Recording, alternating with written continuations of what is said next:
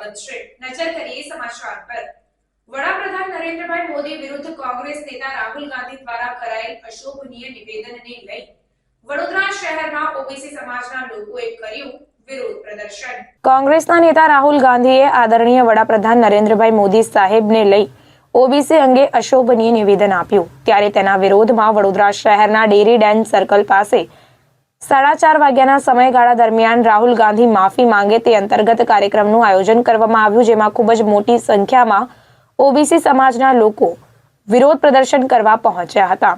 સાથે જ પ્રમુખ ભરત સ્વામી, મહામંત્રી વિવેકભાઈ મિસ્ત્રી અને મહામંત્રી રાજુભાઈ રબારી સહિતના આગેવાનો પણ આ વિરોધ પ્રદર્શનમાં જોડાયા હતા। Reporter Dhavalsinh Solanki, India plus news, Vadodara.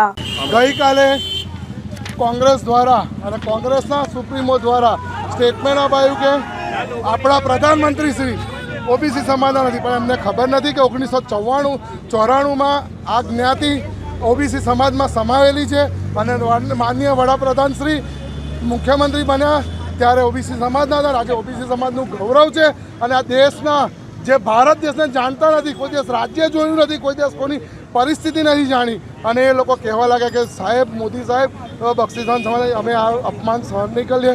Rahul Gandhi માફી માગવી જ પડશે અને કેમ કે ઓબીસી સમાજનું સરેઆમ અને આખા દેશમાં 65% વસ્તી ખાલી માત્ર ને માત્ર ઓબીસી સમાજની છે, એટલે આ અપમાન અમે સહન નહીં કરીએ। એના માટે આજે અમે વિરોધ પ્રદર્શન કર્યું।